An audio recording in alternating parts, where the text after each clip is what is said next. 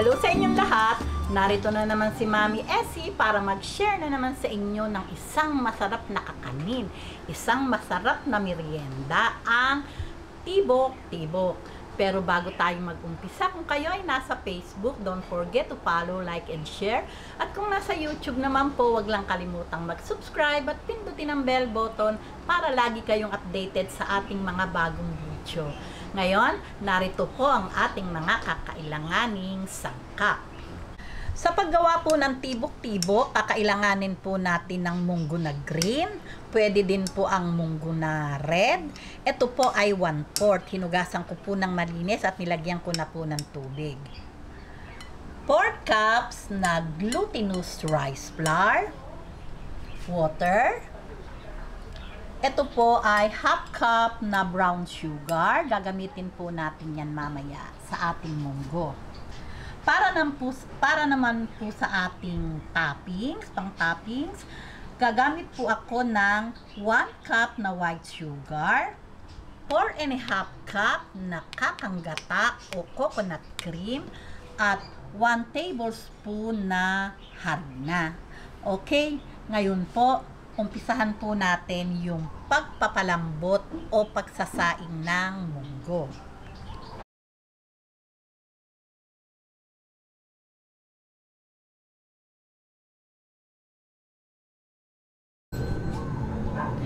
Ayan, ngayon po, heto na po yung ating munggo.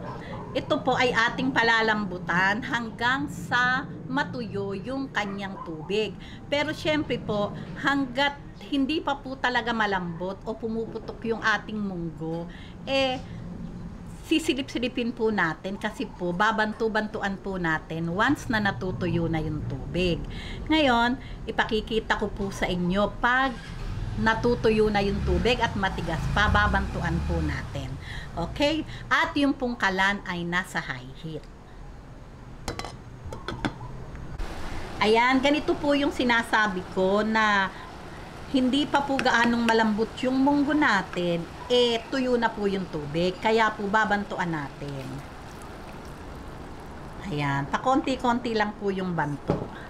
Hanggang sa tuluyan siyang lumambot. Ayan. O, paano po babalik po ulit ako pag malambot na po siya. Ayan. Ayan, tingnan nyo naman po, talaga pong malambot na ang ating munggo. At talaga naman pong mamamas na po natin sa sugar. Kasi ito pong niluto kong munggo ay 1/4. Pero marami po ito. Sinabay ko lang po na sayang naman po yung pagpapalambot. Pero ang magagamit ko lang po dito, wala pa pong kalahati. Ngayon, kung kayo po kasi po marami naman akong paggagamitan, kaya pwede kong itabi. Pero kung kayo po ay magluluto, pwede pong kalahati lang ng 1/4 yung inyong gamitin. Ayan, tatabi ko kasi po nagbibiko ako, kailangan ko ng munggo. Ayan, tabi po natin to.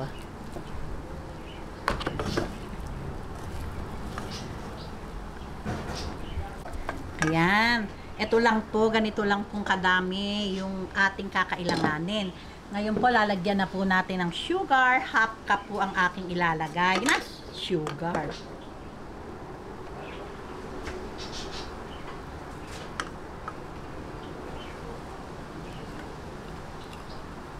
Ayan. Ngayon po, hahaluin po natin to hanggang sa medyo siya kumunat ng bahagya. Ayan.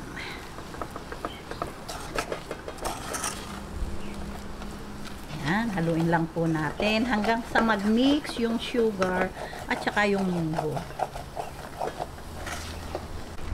Ayan, pagka po ganito na, ayan okay na po ito. Ngayon po, uumpisahan naman po natin yung paggawa ng sauce ng ating tibok-tibok. Okay, tabi po muna natin to. Ngayon, heto na po yung ating gata. Medyo po matigas kasi ay galing sa ref. Kasi po mainit ang panahon ngayon. Kaya nilalagay ko po talaga kahit mag-uumpisa po kami pagbablog at at hindi pa po siya talaga yung aking gagawin, nilalagay ko po sa ref para po sigurado tayong hindi masisira yung ating gata. Ayan. Atin lang pong haluin. Pag po medyo mainit na siya, lalagay na po natin ng sugar. Ayan. Pagka po ganitong tunaw na at mainit-init na, lalagay na po natin tong sugar. 1 cup po ito. Ayan. Bayaan lang po natin kumulo, pero hindi po natin titigilan ng halo hanggang sa lumapot. Nako, sorry po. Nalibang po ako pagluluto. Heto po, malapot na. Nailagay ko na po yung aking tinimplang 1 kutsarang harina. May natira lang pong konti. Ayos na po yung lapot.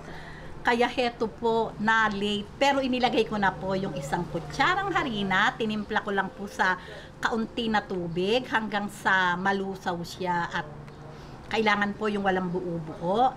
Tapos, nung medyo kumukulo na tong aking kakanggata, inilagay ko na po at hindi ko tinigilan ng halo. Kailangan po pag nilagay, mabilis yung halo para po hindi magbuo-buo.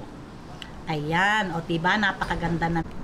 Ayan, okay na po ito at napakaganda na po ng lapot. Ayan, papatayin ko na po ang apoy. At uumpisahan na po natin yung paggawa ng dough. Ngayon, heto na po yung ating glutinous rice flour. Gawin na po nating dough. Tubigan po muna natin ng 1 cup. Unti-unti lang po yung pagtutubig para po hindi masobrahan. Madali naman pong magbanto kung kulang ang tubig. Ayan. Mamaya lang po gagamitan ko to ng kamay para mas maganda po yung pagmamasa natin. Ayan, kulang po sa tubig. Lagyan pa po natin ng 1/2 cup.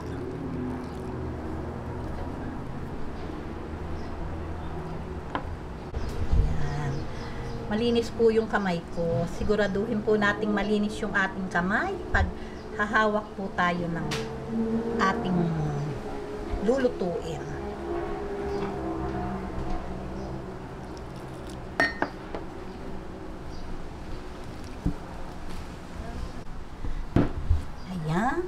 Pagka po ganyang hindi pa po masyadong yung texture niya medyo po matigas pa, dagdag lang po ng tubig, unti-unti lang po.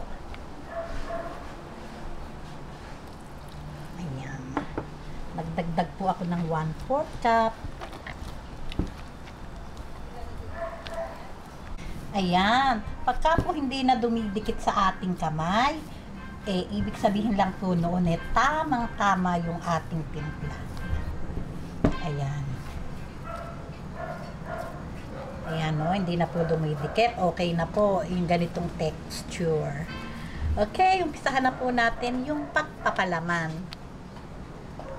Okay, ngayon po, umpisahan na po natin yung pagpapalaman. Dahil ito naman po pang merienda lang namin. Hindi na po ako magsusukat. Ayan.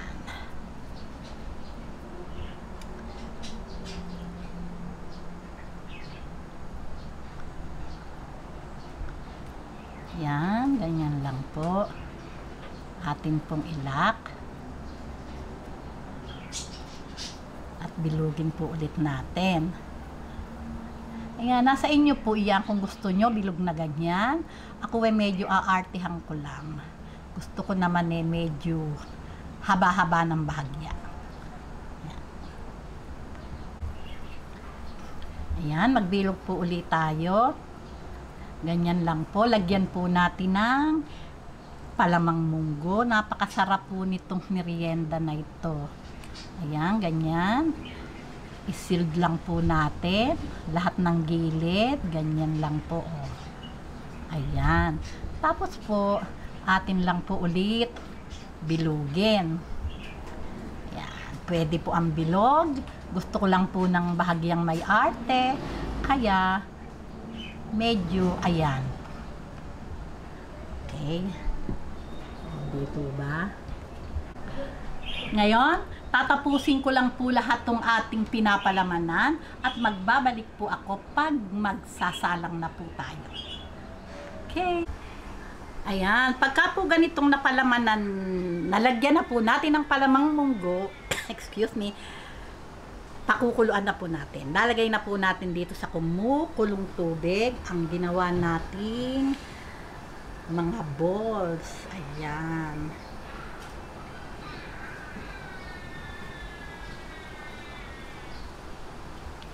Yan po, ganyan. Paglutang po niyan, luto na.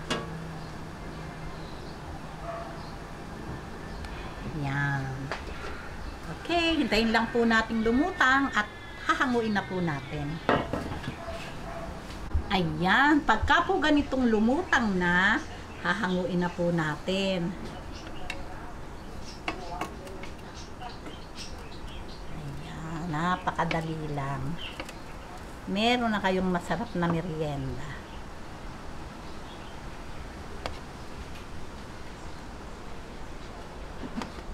Ayan, ganyan lang po lahat yung gagawin natin sa ating mga binilog.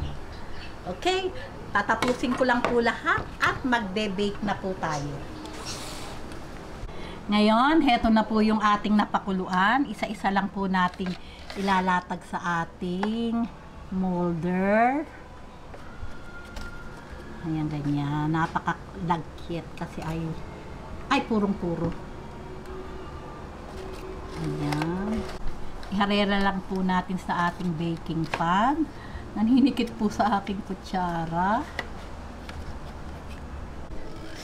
Ayan, ngayon po, heto po, nakalatag na po itong ating masarap na tibok-tibok. Haluin lang po natin itong ating sauce. Ayan, ngayon po, habang nagpapalaman po ako, pinreheat ko na po yung ating oven sa 180 Celsius at lalagyan na po natin to ng sauce. Ayan.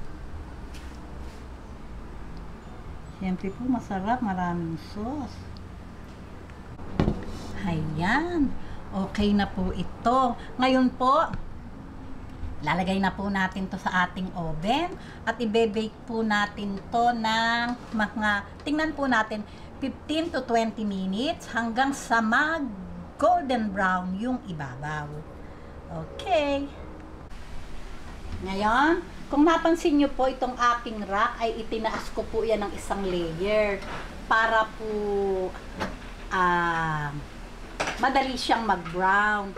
Ayan po, iaano lang po natin, babalik po tayo mga 15 to 20 minutes hanggang makita natin mag-golden brown yung ibabaw. Okay, balik. Ang pagbe-bake nga po pala nitong ating tibok-tibok, yun lang pong ibabaw ang may apoy. O, tama, hindi. Okay, babalik po ako after 15 minutes. Ayan. After 20 minutes, heto na po siya. Masarap po talaga yung ganito, yung nagaganyan-ganyan. Di po sunog yan. Mas masarap po para sa akin. 20 minutes po ito naming ibinake. Ngayon, siyempre po, conforme po, kanya-kanya pong lakas ng ating oven. Basta po nakita nyo ng nag-light brown, okay na po iyon. Okay, ngayon po, tikiman na po tayo. Ayan, talaga naman pong napakabango. Amoy na amoy po talaga yung gata na nasunog-sunog ng bahagya. Talaga pong katakam-takam, oh. Tikiman na po tayo. Okay, tikman na po natin. Ayan. Oh, talaga naman po. Oh, tingnan nyo. Ayan yung munggo. Napakasarap pong merienda nito. Oh. Tikman na po natin.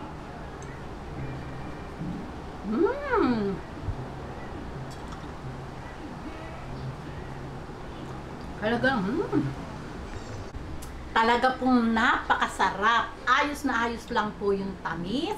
At yung gata po, palbasa po, purong-puro. Talaga naman pong napakasarap. Ngayon, doon po sa walang oven, pwede din po tayong magluto nito. Ganito lang po yung gagawin natin.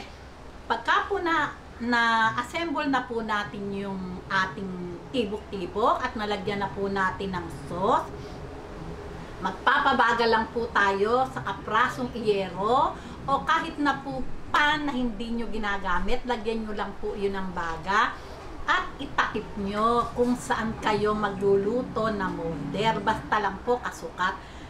Ito din po yung kalalabasan noon para po sa mga walang oven. O, paano po? Mainit. Kung nagustuhan nyo ang video na to, huwag lang kalimutang mag-likes. And don't forget to share and subscribe. Babu! Ayan, talaga naman pong yummy.